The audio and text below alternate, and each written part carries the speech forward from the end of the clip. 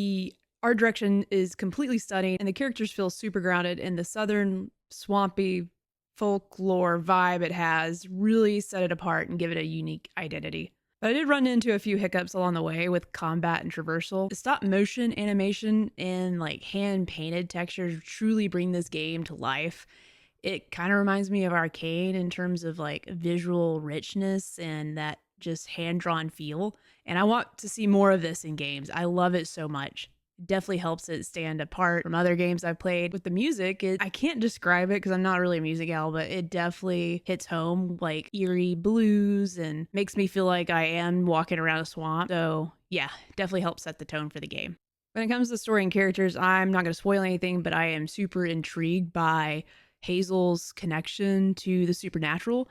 And so far, it's just a really personal story for her and the characters she's interacting with. It's enough to keep me guessing. I cannot wait to see where it takes her. When it comes to gameplay and feel, combat, it felt easy at first, but when you have multiple enemies that you're encountering that have also different abilities and ways that they attack, that makes it a little bit more of a challenge. And I found myself using, as you progress, you get more skills for Hazel and you can pull enemies to you or push them away.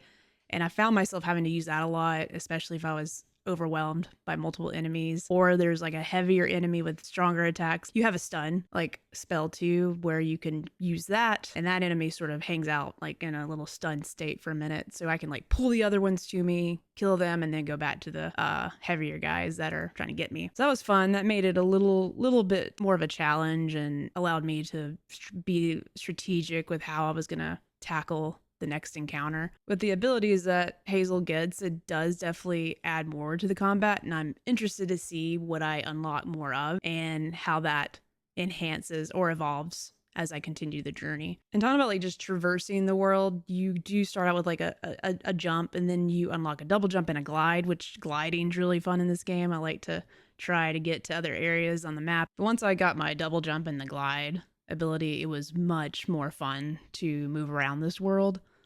Yeah, I can't wait to see what abilities I can unlock in the skill tree for Hazel to see how combat gets a little bit more interesting. But so far, yeah. But yeah, South of Midnight has a lot of heart. The visuals, atmosphere, music, storytelling definitely are doing the heavy lifting in this game. I'm hoping combat continues to evolve and grow, and I'm eager to see where the story takes Hazel. South of Midnight, I give it 4 out of 5. On the dry to moist scale with my rolls, it is buttered. It's not totally drenched. It's not perfect, but I'm going back for seconds, and the bite is definitely worth it.